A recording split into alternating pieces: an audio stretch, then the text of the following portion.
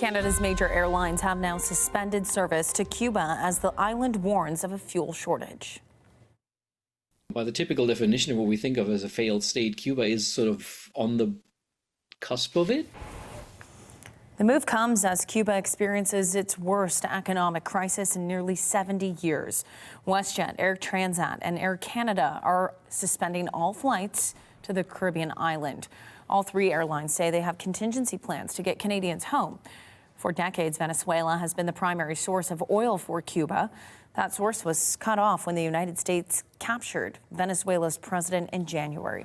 That's when U.S. President Trump said he would impose tariffs on any country that sells or provides oil to Cuba.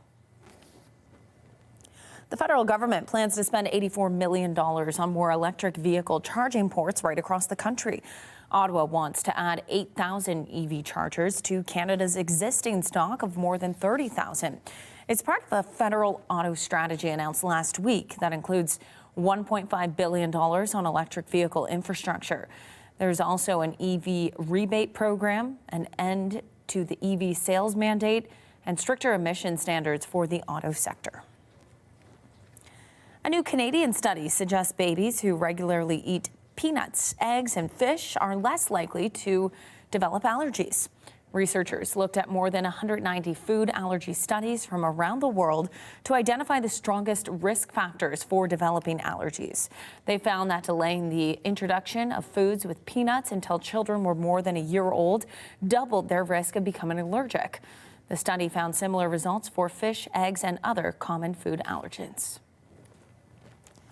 Parents of children with diabetes in Ontario are calling on the Ministry of Education to improve its standard of care for diabetes in schools. Currently, they say the supervision and help kids receive varies widely from classroom to classroom and board to board. A spokesperson for Education Minister Paul Calandra says policy regarding diabetes care is currently under review.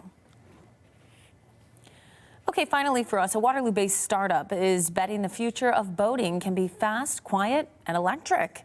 And Vigo is turning heads on local waterways with the goal of bringing its hydrofoil flying boat closer to market. The company has secured seed funding to accelerate the launch of the boat, delivering longer range, smoother rides, and zero emissions. We implemented a technology called hydrofoils. Hydrofoilers are like wings that sit underneath the hull, lifts the entire hull out of the water and gets rid of all that resistance and all that drag. So now you're flying over the water. With testing ramping up, and Vigo hopes its flying boat is just the first step in a much bigger shift towards the next generation of boating. Wow, very cool stuff.